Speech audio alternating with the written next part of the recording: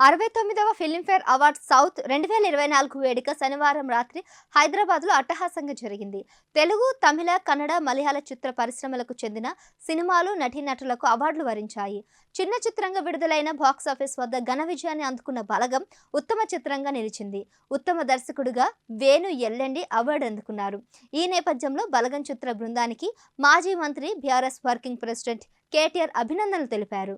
తెలంగాణ నేపథ్యంలో రూపొందించిన సినిమాకు ఫిల్మ్‌ఫేర్ అవార్డులు వరించాయి. ఉత్తమ చిత్రంగా బలగం, దసరాలో నటనకు గాను బెస్ట్ హీరోగా నాని, ఉత్తమ దర్శకుడిగా వేణు ఎల్లండి నిలిచారు.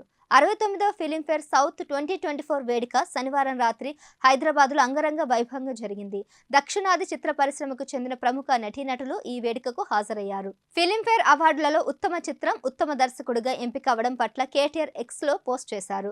ఫిల్మ్‌ఫేర్ అవార్డు అందుకున్న నా సోదరుడు వేణుకు అభినందనలు అంటూ ఆయన పోస్ట్ చేశారు. ఇది మీ కష్టానికి దక్కిన ప్రతిఫలం. భవిష్యత్తులో మరిన్ని సాధించేందుకు ఇది తొలిమెట్టు అని కేటీఆర్ పేర్కొన్నారు. బలగం సక్సెస్ అయ్యాక కేటీఆర్ సినిమాను అభినందించిన విషయం తెలిసిందే.